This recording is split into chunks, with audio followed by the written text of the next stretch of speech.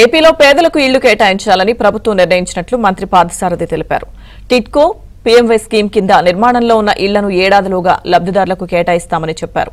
కుటుంబ సభ్యులతో కలిసి తిరుమల వెళ్లిన ఆయన వీఐపీ బ్రేక్ దర్శనంలో శ్రీవారిని దర్శించుకున్నారు. దర్శనానంతరం రంగనాయకుల మండపంలో పార్థసారథికి వేద పండితులు వేద ఆశీర్వచనం పలకగా ఆలయ అధికారులు శ్రీవారి వస్త్రంతో సత్కరించి తీర్థప్రసాదాలు అందజేశారు.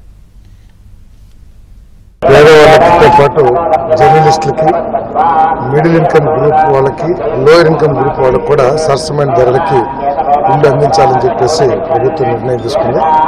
మరి ఈ రాష్ట్ర అభివృద్ధి కోసం, రాష్ట్ర సమస్యల నుంచి ఈ రాష్ట్రాన్ని కాపాడనే కష్టపడుతున్న ముఖ్యమంత్రి గారు, ఉప ముఖ్యమంత్రి గారు, లోకేష్ గారు, వీరికి తోడు దైవశక్తి కూడా తోడివ్వాలని, ఆ ఏడుకొండవాడు సహకారిగా ఉండాలని ఏడుకొండవాడిని ముఖ్యం. టిట్కో ఇల్లు కానివ్వండి, పిఎంఏవైలో నిర్మాణం సగంలో ఉన్న ఇల్లు కానివ్వండి, ఒక టార్గెట్ పెట్టుకుని వాటన్నిటిని కూడా పూర్తి చేయాలని చెప్పేసి ముఖ్యమంత్రి గారు మా శాఖలకు ఆదేశాలు జారీ చేయడం జరిగింది.